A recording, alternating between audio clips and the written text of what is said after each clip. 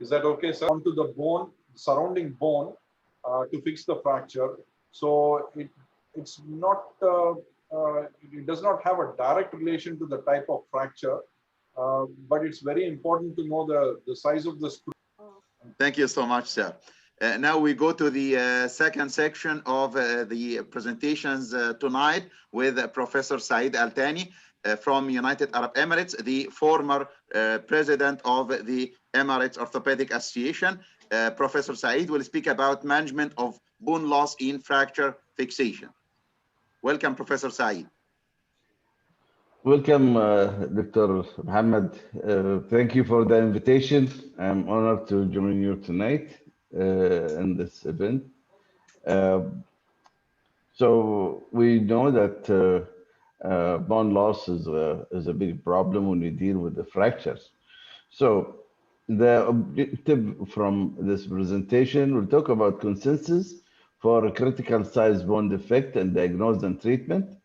Then is the limb salvageable? That's a question we always ask with the initial management.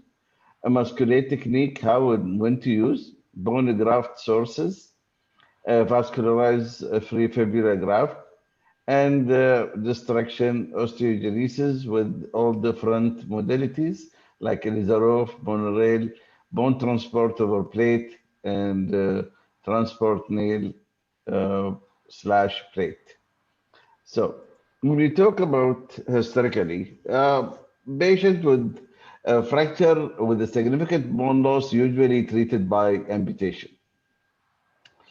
Then the question will be attempting a limb reconstruction usually require a surgery which is technically difficult, time consuming, physically and psychologically demanding for the patient, and there is no guarantee for satisfactory outcome. Usually can end up with non-union angular deformity, osteomyelitis, or ligament discrepancy. This is most of the outcome that happen. So it's a different choices between amputation and reconstruction, and we're investing a lot of money. Then talking about a defect, what do we mean by the size of defect? Most of the surgeons, they don't agree on true definition of a big size or small size. It's always relative. And most of them agreed that any defect larger than 1 to 2 centimeter could be a critical size bone defect, and greater than 50% loss of the circumstances of the bone. And usually this loss depends on the anatomic location, whether it's in the physial, metaphyseal, or in the articular surface. And usually also depends on the soft tissue status. How this happen? As we know, it's mostly through an open fracture, whether it's segmental, or post debridement, or a blasting injury like Dr. Servinas was presenting early. Epidemiology, it's relatively rare. Among all fracture, it's only 0.4, which is good.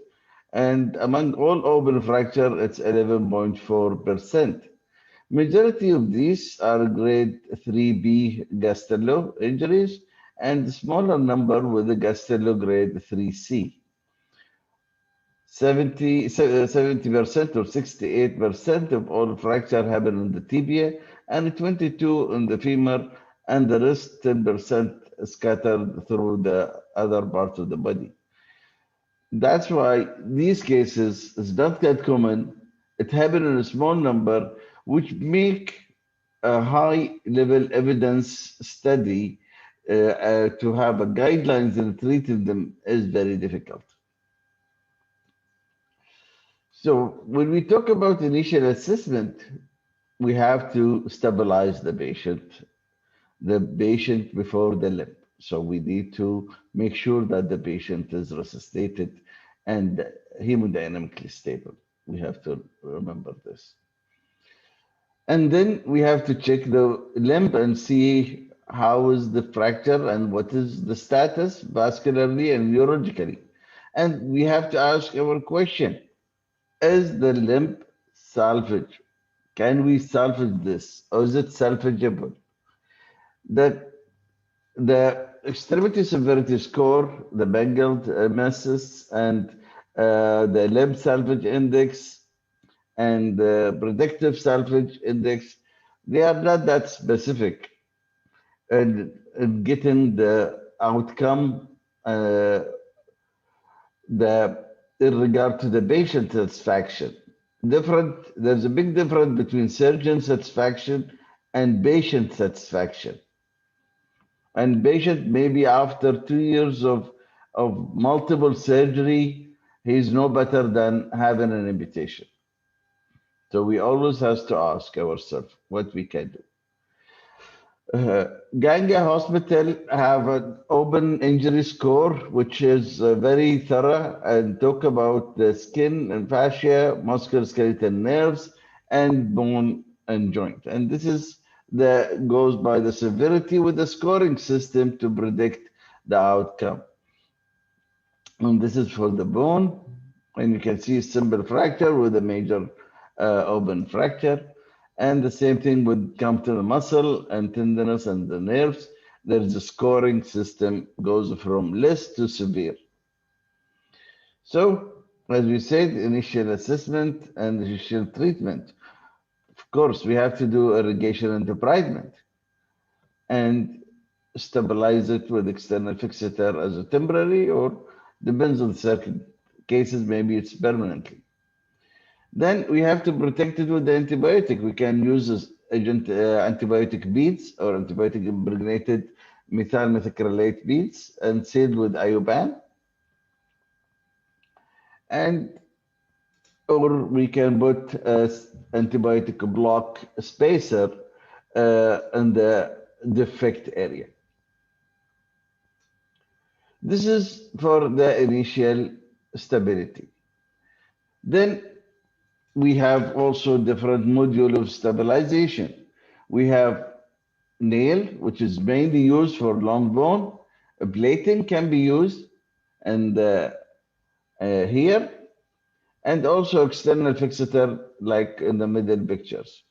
Certain cases, if it's clean enough and the patient, the center has the expertise, they can go ahead with the free fibular transfer to cover the defect, and also during that they can do the free flap to cover the open wound. So they will do one treatment for all. When it comes to the bone defect itself, as we said, we put a spacer and we wait for the antibiotic to work. So the first stage, one of the technique is the Masquelet technique, which can be used in these cases.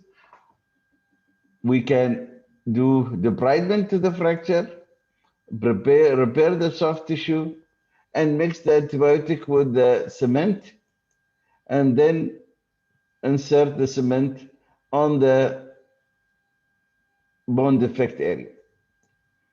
We can come later on, usually in about 4 to 6 weeks, when we remove the cement and maintain the membrane that left behind it. We keep this membrane as a bucket for the bone graft. We get the mercerized cancellous autograft to fill it, and we put a secondary fixation. Like we see here, the nail or the plate depends on the situation, depends on the segment.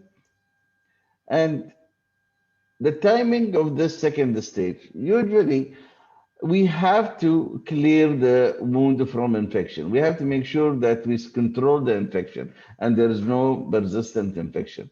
We can test it clinically, and we can do the blood test for the ESR on CRB, and we get a negative post-debridement culture. As we said, done between 4 to 6. Why 4 to 6? Because the protein morphogenic, the bone morphogenic protein peak at 4 weeks to 6 weeks. So that's where the best vascularity of the membrane. to put it. When it goes beyond the 8 weeks, the vascularity of the membrane goes down to about 40%. So you want to bone graft when the highest vascularity and high PMP peak level to promote the union at the site.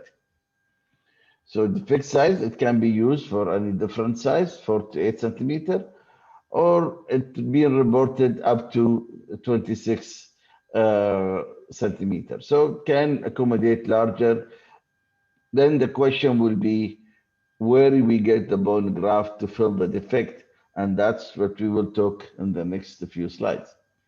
So we can get it from the iliac crest, we can take it from the proximal tibia, we can take the reamer irrigatory aspiration from the other femur to get as much as bone through the special RIA device, and we collect it and we mix them together. The mixture has to be 1:3 ratio between bone graft and substitute, and usually have an osteoinductive growth factor, BMB2, can be mixed with it. And when we graft it, and you can see here that the bone in the picture here healed completely using the Masquelet technique with the help from the RIA bone graft. Allograft can be used. It's abundant. We can get it. There is no quantity limit. There is a small risk of having disease transmission. There is a higher rate of infection, and it can be combined with the autograft. When we look at the other concept also, which is how we can minimize the use of the graft, we can use a gelatin sponge in the middle of the cavity to fill it, and that will make the requirement of the cancellous graft is less by about 21%, and make the formed bone is like a tube, and instead of concealed solid tube of bone. And this way we can overcome the shortage on the bone graft. So there is multiple technique to help with getting the bone in. Also, we can use a critical large, the titanium mesh cage for the critical large defect, where we can put here as a spacer. Then we can use the cage by filling it with the RIA and the bone chip as a constant or structural support while it heals. Same things we can do also 3D printed titanium cage filled with bone graft to give it more structural graft instead of being as a mercerized. And this way we can maintain the integrity and the support of the fragment itself while it's consolidated. What we do other than doing a bone graft and using a Masquelet technique in different forms, there's also can be used a vascularized free fibula, where we can use a pedicle or ipsilateral fibula with a free bone flap. Fibula or iliac crest or ribs can be used also as another choice if we don't look for a vascularized. It gives structural support, rapid healing, and independent of the host bed. Usually it will hypertrophy, and that will support it. But also maybe the fibula can be used in the humerus or the upper extremity more often due to its size. When we use the fibula here, like Taylor in 1975, he used it with a branch of perennial and periosteal vessels, with the skin or without, can be used. Donor side morbidity can affect the gait and the strength of the calf, and epithelial contractures, and sometimes perennial paresthesia. This is confirmed. And most of these, of course, it's require a flap to cover the defect. to allow it to heal, and usually revascularized and improve the blood flow in the scared tissue. And if you, this is there by Yonq, where they use a fibula instead of the tibia here for the graft. It is superior in their choice because of the graft length. They can accommodate it, mechanical strength, durability, and safety against infection because you're taken locally. And usually fibula can hypertrophy, and with that, it can accommodate enough forces to weight bear. This is another paper for the humerus, where it shows to use the fibula in a post defect, the proximity. This is the humerus where it's end up with non-union. And then we use the fibula with the plate to accommodate the defect. Then the other concept is distraction osteogenesis. Elizarov in 1991 talk about it. There's a technique. It's usually mechanically induction of a new bone formation, a new vascularization, activation and recruitment of osteoprogenitor cells, and intermembranous ossification. When we talk about distraction as osteogenesis and a bone defect, we talk about we can use it either in two versions. We can use it as an acute or gradual shortening. We shorten the site of the fracture, which we followed by a coracotomy and lengthening from a separative metaphyseal location. Tibia and humerus can accommodate up to 3 to 4 centimeters of acute shortening.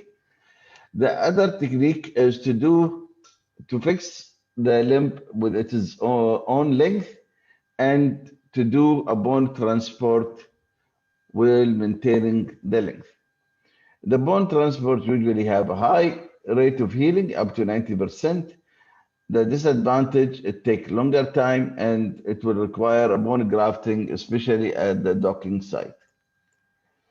This is Elizarov, which require rings and tension wires, coracotomy, latency period. We have to wait about 10 days before you start lengthening, gradual distraction between 5 to 1 millimeter per day, parallel fibrovascular interface, and there will be a column of ossification.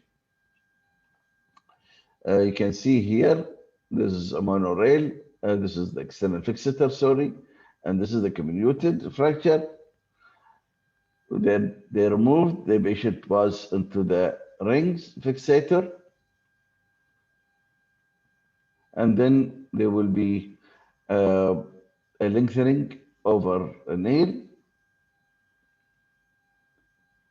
slowly, and that's end up with the tibia healed completely using a slowly regenerated bone. Other technique, we can use a monorail. Again, here we can do acute shortening, compress the fracture site, followed by lengthening from separate. We can do it over a nail, like in the picture on the right, or just with the monorail itself. Usually with the nail, it gives it better alignment and protect the vasculature and the nerve tissue. The other way of doing is a bone transport, where here we use a monorail. Again, we do a coracotomy distally and bring it up. You can see this picture here. And then it's consolidated. At that time, it's augmented by a plate fixation. And this plate can be done under Bibo technique. Then there's a technique by Ji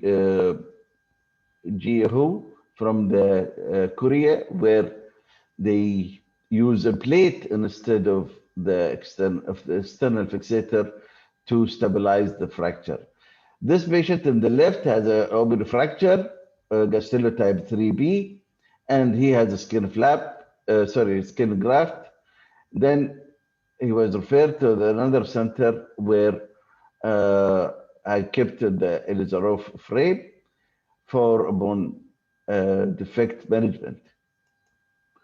So they use the plate to stabilize the fracture instead of the Elizarov, and then use the monorail to distract until it's finished, and then they put the screws percutaneously, because as you see the tibia is usually percutaneous, and they need to make a bigger incision. This is another technique where we do a bone transport nail. This is a 45 female, had multiple injury. She get reconstruction of the left distal femur with retrograde nail, and she get a cement spacer, as you see here. Then she had a bone transport nail, which you will see here. So what basically she had the nail came from the top, and she had the plate here, and then distract from proximal to distal. This is the screw that holding the middle fragment, which is the transported fragment. And then this is the regenerated bone on the top, on the left in the picture on the far right, and it's docking the fracture site distally by forming enough bone and callus formation. This is another technique where instead of using a plate, we can use just the nail itself, no need to put any external fixator. And this way, we transport the fragment from top to bottom.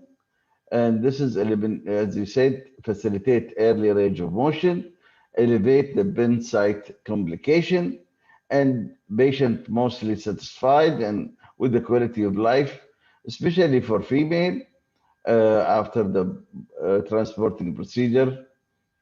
But this technique is very expensive at this time. Maybe with the future and widely used, the price will go down. But it's a different modalities of the same concept. So take home message, there's consensus on for critical size bone defect and diagnosis and treatment. Then the question will be, is the limb salvageable, and initial management required? Masquelet technique, how and when to use. Different bone graft sources, including RIA, vascularized free fibular graft, distraction osteogenesis with its different modalities like Elizarov, monorail, bone transport over a plate, and transport nail. And very soon coming, there will be also transport plate. It's still in a beta version, but coming in the future. Thank you. Thank you so much, Dr. Saeed, for this very interesting talk about the bone defects, long bone defects, and bone losses after fractures. Thank you so much. We are ready to receive questions. The first question will be from me, sir. Is there a limit for the defect that you can replace in the long bone? I don't think so. You can. You need, can replace any. The limit is the patient being patient with you, mentally and psychologically. Because I was doing one patient a few months back. He has 17 centimeter bone loss. Yeah. And in the femur, and distally, he have a total knee. So the distal femur is not a virgin bone, it's a total knee. Yeah. Which make it extremely difficult to do. But The patient wasn't patient enough, and he was very stressed. And then he came one day. He wanted to do a tumor prosthesis. He doesn't want to continue with the lengthening. So psychology is a major things when it comes to management these type of fracture. So you need to sit with the patient, support him, and I think these patients they need definitely psychiatric consultation, especially when they get very depressed from their injury. And are there any criteria between selections between one mood and another method of bone substitution, or it's left to the surgeon preference? Well, I used to do a lot of Elizarov before, but now I prefer transport nail for the cosmesis and the easy. And so if they can afford it, that's fine. If they cannot, then definitely Masquelet technique is a beautiful technique and it can be done. You need to get the other sort. So it depends on your communication with your patient. Yeah. Now we are ready to receive questions. The first question from Professor Muhammad Abdal. From biological point of view, what's the difference between closing a gap of fresh fracture and that of infected non-union fracture? Well, you have to treat the non-union infection as if it's an infection. Once you eradicate the infection, then you can treat it as a fresh. You need to refresh the edges and bone graft the docking site when you finish. Yeah. You have to eradicate infection first. Otherwise, you will have ongoing problem. Yeah. Another question is there a rule for bone substitutes in managing long bone defects? As I mentioned, it has to be a ratio 1:3. Yeah. You cannot exceed the bone substitute more than the third. You need bone. You need a bone. You cannot use a substitute more than 1/3. Yeah, we have another question from Dr. Basharif. Can tibial fractures cause both anterior and posterior compartment syndrome of leg simultaneously? Trauma, yes, and the trauma side time, yes. You can get all compartmental syndrome. The trauma side depends on the injury itself. Yes, it can happen. That's why when we do fasciotomy, we need to release the fourth compartment. Yes, yes. A question from Dr. Emil Awad. What's the maximum length allowed for non-vascularized bone graft? I think you have already answered this question, sir. From another question from Dr. Dia Leifi. Many thanks, Professor Saeed. Can you explain the method of lengthening over nail, please? The nail itself, there's two different types. One is, when I talk about it, if you want, I can put my slide just to show them the different.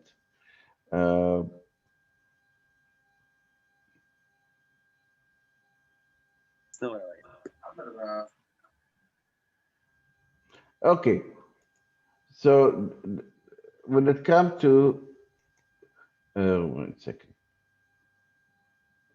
Okay, there's two different things. When you have a nail here on the right side, the nail give you your alignment. So when you do the monorail will slide, but it will not divert from where it's supposed to go. So the nail will act like a guidance. And usually when you put the nail, you will have the pins will be directly behind the nail if you plan it properly. And you can slide it and slide it from proximal to distal, whatever you want. But this is the nail will give you the position. Then the next things will be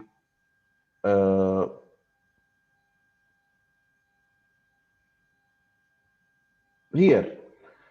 Here, the nail is doing the monorail technique. The nail is doing the transporting. And the plate is give you the study, the position of the fiber. Because look at this segment. It's a huge segment. It's a large one. So if you think that you will it depends only on the nail, this nail is non-weight bearing. And you asking your patient for 6 months not to walk on their legs, they will not listen. So you need to support it. You need to put this plate to fix it proximally and distally to give a support to the nail. These lengthening nails, they're made from titanium. They are non-weight bearing nails.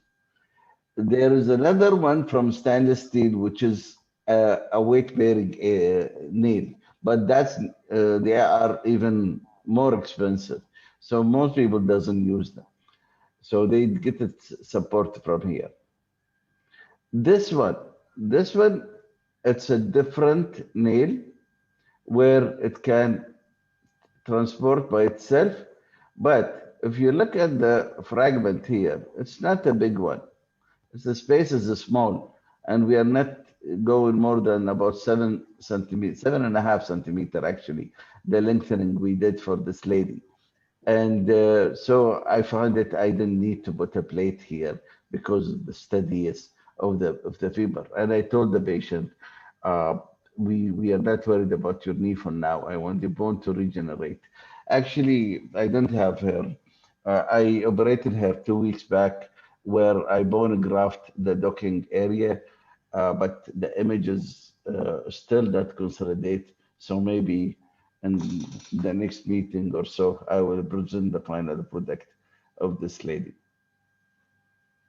I hope that answered the questions. Thank you so much. The last question from Dr. Basharif.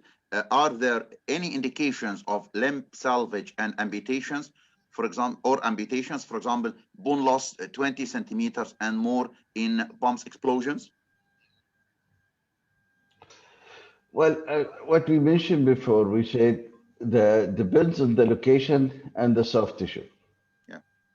If the soft tissue is okay, if the patient reconstructed, if the nerves are okay, that's how you assess everything, not just looking at the bone, because the bone, we can generate bone. I don't have a problem with generating bone. It is the overall picture is the one we need to regenerate. Yes, yes, you are absolutely right. Thank you so much, sir, for this marvelous night with you and Dr. Srinivas. I hope you all the best, and all the people in United Arab Emirates and in India, or our brothers and sisters there. Thank you so much. Hoping to see you again and again, Dr. Saeed and Dr. Srinivas. Thank you so much. Thank you for the invitation. Thank you, thank you, thank you, sir.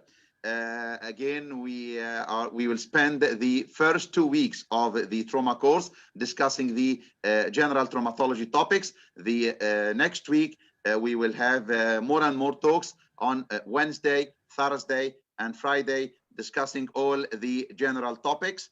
And then we will go to the upper limb trauma, then the lower limb trauma, then the spinal trauma, and we will finish with the pediatric trauma. See you, inshallah, on next Wednesday at 10 p.m. Thank you so much. Thank you very much. Thank you.